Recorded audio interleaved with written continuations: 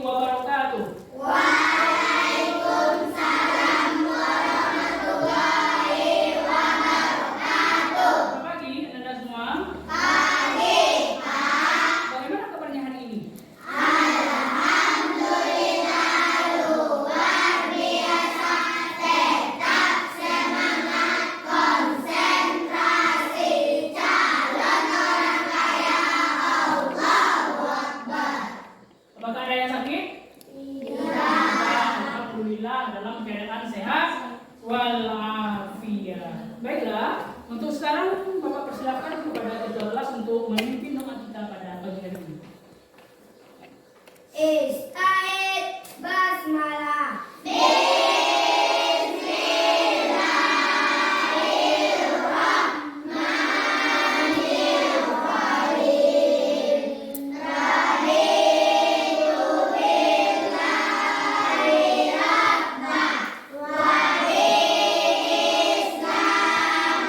Terima kasih kepada Ketua kelas yang telah memimpin doa kita pada hari ini. Mudah-mudahan kegiatan pembelajaran kita berjalan dengan lancar dari awal sampai akhir.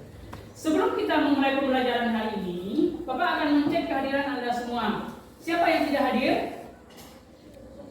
Cukup? Tidak ada. Berarti kehadiran Anda cukup. Bagus. Selanjutnya, untuk memupuk semangat dan motivasi Anda semua, mari berikan Bapak tepuk 1 sampai 5. Bisa? Bisa? Silakan berdiri atau boleh di luar meja, silakan.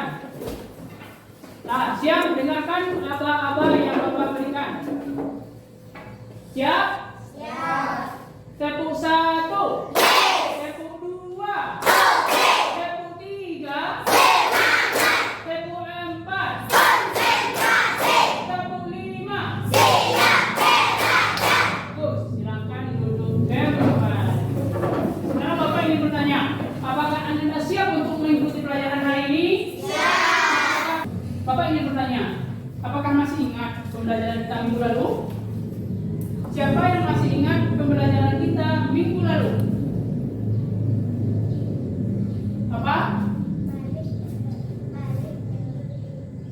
Bagus. Tanda-tanda usia balik menurut ilmu biologi. Apa saja tanda-tanda usia balik bagi anak laki-laki menurut ilmu biologi? Siapa yang bisa? Bagus. Mimpi basah. Apa lagi? Tumbuh jakun. Bagus. Apa lagi? Tumbuh bulu di sekitar daerah tertentu. Itu tanda balik menurut ilmu biologi yang terjadi pada anak laki-laki. Yang kedua, tanda balik bagi anak perempuan. Siapa yang bisa menjawab? Apa? Mengalami haid. Bagus. Apa lagi? Nah, tumbuh bulu di sekitar daerah tertentu. Apa? Itu tanda-tanda usia balik yang dijelaskan dalam ilmu biologi. Untuk sekarang Bapak ingin mengajukan beberapa pertanyaan terkait dengan materi kita mengenai hadas besar dan cara mensucikan hadas besar. Apakah Anda pernah mendengar kata hadas? Pernah mendengar? Pernah. Apa yang dimaksud dengan hadas? Bagus, kotor. Apa itu hadas? Kotor. Kalau orang yang kotor berarti dilarang melakukan sesuatu hal. Apa saja yang dilarang dalam keadaan berhadas itu? Sholat. Bagus. Orang yang berhadas itu sebelum mensucikan diri maka dia dilarang untuk sholat. Sekarang pertanyaan selanjutnya, apa yang Anda ketahui tentang mandi? Menyiram badan. Apa lagi? Membersihkan badan. Adapun tujuan pembelajaran yang ingin Anda capai setelah mengikuti pembelajaran ini adalah yang pertama, Anda memahami arti hadas. Yang kedua, menyebutkan penyebab seseorang itu berhadas. Yang ketiga, menyebutkan hal-hal yang dilarang ketika berhadas. Yang keempat, memahami arti mandi wajib. Dan yang kelima, menyebutkan tentang tata cara pelaksanaan mandi wajib. Itulah dia tujuan pembelajaran kita hari ini.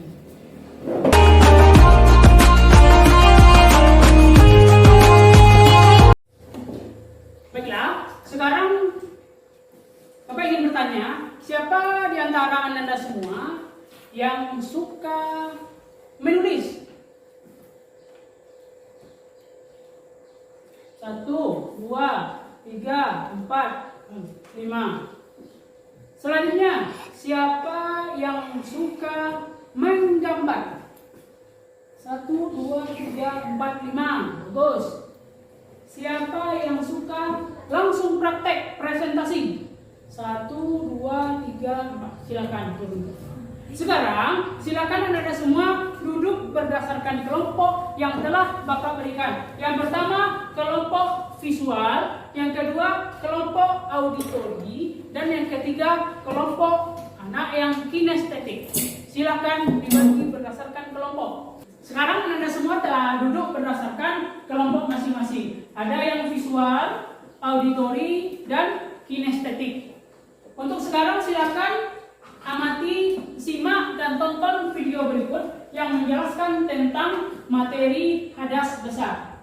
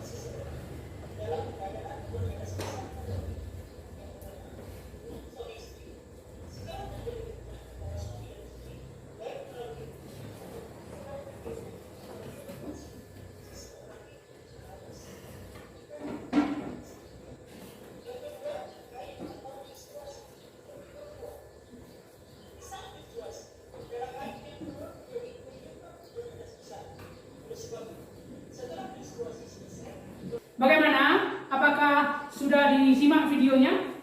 Nah, apa yang dijelaskan dari video tersebut? Tentang hadas besar. Bagus. Apa lagi?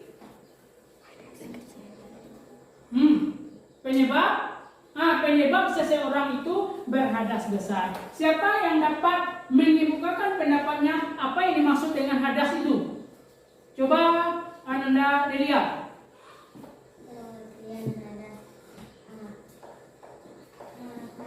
Itu yang dijelaskan dalam video itu tentang pengertian hadas. Apa itu? Keadaan tidak suci bagi seseorang sehingga menjadikannya tidak sah dalam melakukan ibadah. Yang kedua, video itu menjelaskan tentang jenis hadas. Siapa yang dapat menyimpulkan apa itu jenis hadas? Coba Ustaz Handayani. Hadas itu ada 2, besar dan kecil. Bagus. Dan yang ketiga tentang penyebab seseorang itu berhadas. Siapa yang dapat mengemukakan pendapatnya? Silakan Anda minta. Penyebab seseorang berhadas. Ya. Hubungan suami istri. 2, haid. 3, nifas. 4, meninggal dunia. 5, masuk Islam. Bagus. Itu dia yang menyebabkan seseorang itu dalam keadaan berhadas. Jadi apa itu yang dimaksud dengan hadas? Kotor atau tidak suci. Keadaan tidak suci bagi seseorang sehingga menjadikannya tidak sah dalam melakukan ibadah. Ada berapa macam hadas? Ada berapa macam-macam hadas? Ada 2. Yang pertama hadas kecil. Yang kedua hadas besar. Apa yang dimaksud dengan hadas kecil? Keadaan seseorang yang menyebabkan seseorang itu terhalang untuk beribadah. Contoh, buang angin, buang air kecil, dan buang air besar. Itu artinya hadas kecil. Yang kedua, hadas besar. Apa itu hadas besar? Keadaan seseorang yang menyebabkan dia tidak boleh beribadah. Itu bedanya hadas besar dan hadas kecil. Sampai di sini bisa difahami? Bisa difahami. Lanjut, berikut adalah beberapa penyebab hadas besar. Yang pertama, hubungan suami istri. Yang kedua, haid atau menstruasi bagi perempuan. Yang ketiga, nifas yaitu setelah melahirkan. Yang keempat, meninggal dunia. Dan yang kelima, masuk Islam. Itulah yang dijelaskan mengenai perkara hadas besar. Sekarang apa saja yang dilarang apabila kita berada dalam keadaan berhadas besar? Yang pertama, kita semua apabila dalam keadaan berhadas besar itu tidak boleh melaksanakan ibadah sholat fardu. Nah, untuk ibadah kalau kita berhadas tidak boleh, harus mensucikan diri dulu. Nah, yang kedua, tidak boleh berpuasa. Yang ketiga, tidak boleh menyentuh mushaf Al-Quran. Yang keempat, tawaf. Apa itu tawaf? Melaksanakan serangkaian ibadah haji. Sampai di sini bisa dipahami? Bisa. Ada yang ingin bertanya? Tidak. Nah, untuk Anda yang kelompok visual, Bapak ini ada gambar tentang tata cara pelaksanaan mandi besar. Silakan diamati dan dibaca. Lalu ditulis apa yang kalian amati terhadap gambar tersebut. Apa yang kalian pahami dari gambar itu?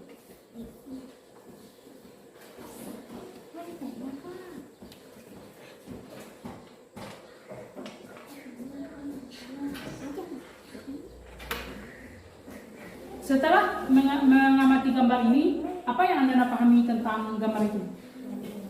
Tentang mandi wajib. Bagaimana tata cara pelaksanaan mandi wajib? Yang pertama, niat. Yang kedua, membasuh kedua tangan sebanyak 3 kali. Sampai yang terakhir yaitu melakukan wudhu ketika kita mau sholat. Bagaimana dengan materi ini? Paham? Ada yang ingin ditanyakan? Tidak. Untuk kelompok berikutnya, Bapak ada kartu mengenai tentang tata cara mandi junub yang benar. Silakan Anda pahami.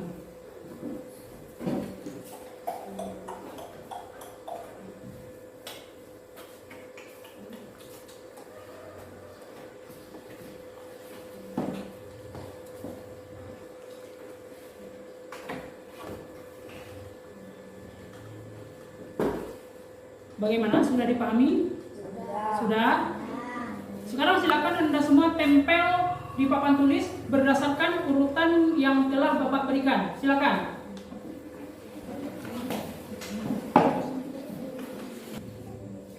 Baiklah, sekarang silakan tempel bagaimana urutan tata cara pelaksanaan mandi wajib yang baik dan benar. Silakan. Nomor 1.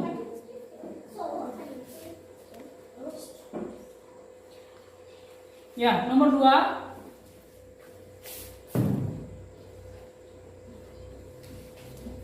Lanjut nomor 3. Lanjut nomor 4. Lanjut nomor 5.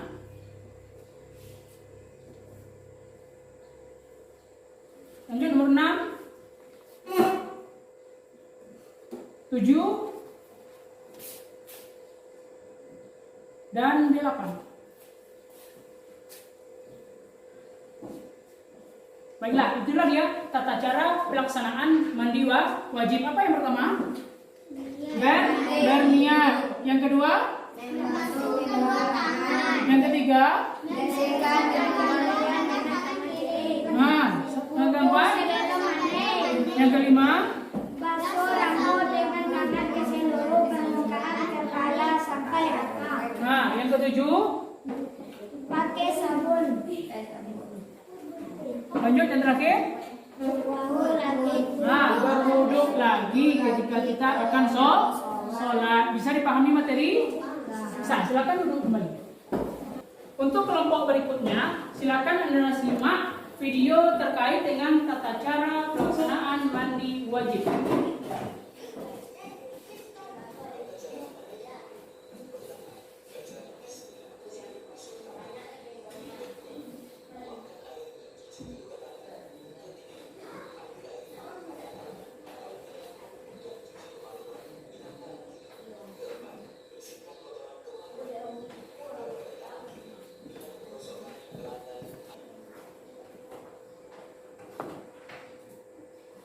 silakan kemukakan pendapat Anda. Apa yang dijelaskan dalam video itu?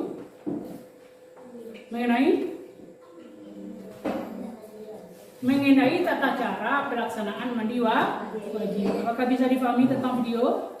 Itulah materi kita hari ini. Apakah Anda semua bisa paham? Baiklah, untuk selanjutnya kalian semua Bapak beri tugas. Untuk peserta didik yang visual, silahkan menggambar tentang tata cara pelaksanaan mandi wajib. Untuk yang auditori, silahkan Anda semua membuat rangkuman tentang tata cara pelaksanaan mandi wajib. Untuk yang kinestetik, Bapak persilahkan untuk langsung mempresentasikan bagaimana tata cara pelaksanaan mandi wajib itu. Silahkan kerjakan.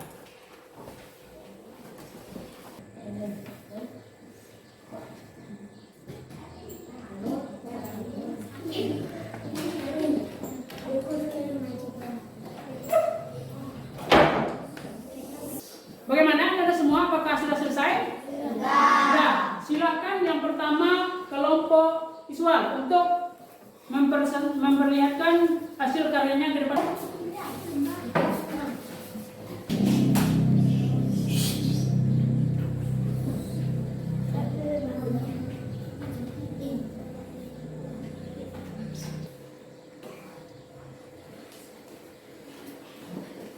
Oke, silakan duduk. Tata cara mandi desa. 1. Niat mandi junub. Membasuh kedua tangan 3 kali.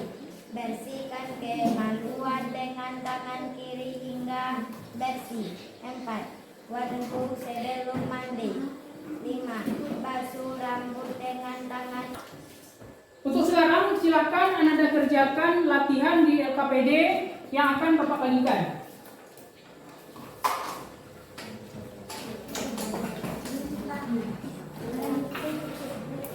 Bagaimana tugasnya? Apakah sudah selesai? Sudah. Kumpulkan.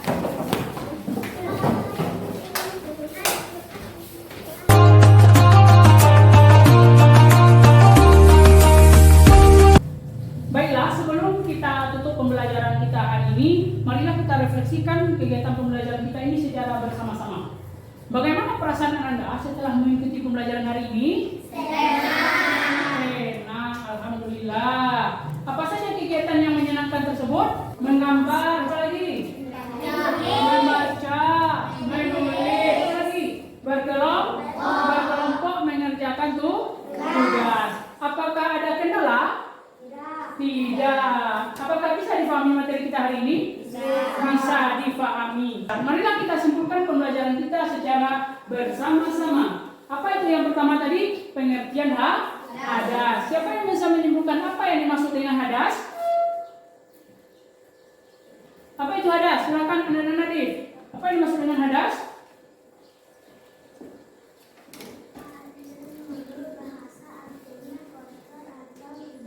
Nah, itu dia hadas. Kotor atau tidak suci. Lanjut, jenis hadas. Ada berapa jenis hadas? 2. Ada 2. Coba Anda. Hadas besar dan hadas kecil. Apa saja yang menyebabkan seseorang itu berhadas? Yang pertama, silakan Rabil. Hubungan suami istri. 2. Haid. 3. Nifas. 4. Meninggal dunia. Lanjut yang terakhir, bagaimana tata cara pelaksanaan dari mandi wajib tersebut? Siapa yang dapat menyimpulkan?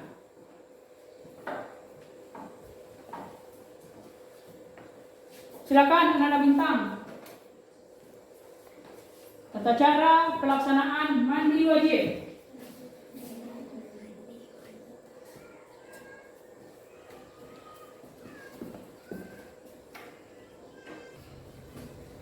Tata cara mandi wajib. 1. Niat mandi junub. 2. Membasuh kedua tangan 3 kali. 3. Bersihkan kemaluan dengan tangan kiri. Bagus, itulah kesimpulan pembelajaran kita hari ini terkait dengan hadas besar dan cara mensucikan hadas besar. Baiklah Anda semua, untuk pembelajaran minggu depan kita akan membahas mengenai kewajiban seorang anak setelah memasuki usia balik. Demikianlah pembelajaran kita hari ini. Terlebih terkurang Bapak mohon maaf. Marilah kita tutup pembelajaran kita hari ini dengan mengucapkan hamdalah. Alhamdulillah. Kita sudahi dengan Assalamualaikum warahmatullahi wabarakatuh. Waalaikumsalam warahmatullahi wabarakatuh.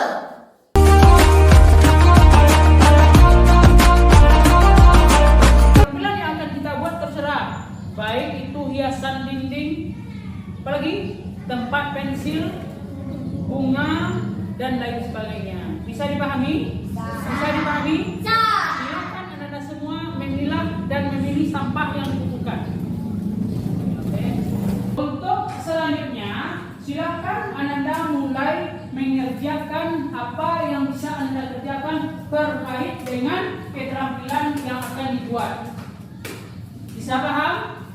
Bisa dipahami? Silakan mulai.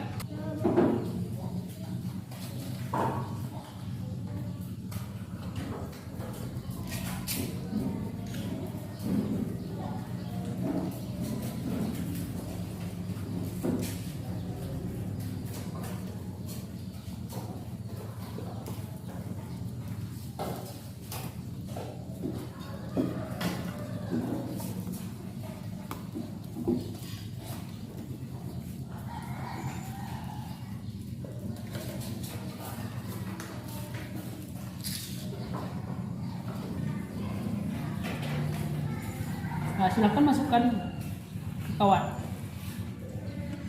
Nanda Ipan membuat apa? Bunga. Bunga dari pipet. Apa lagi? Gelas minuman. Nah, apa lagi? Kawat. Silakan disusun.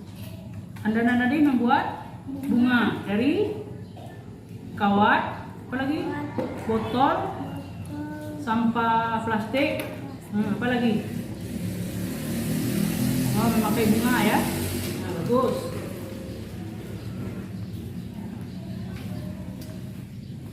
Lanjut.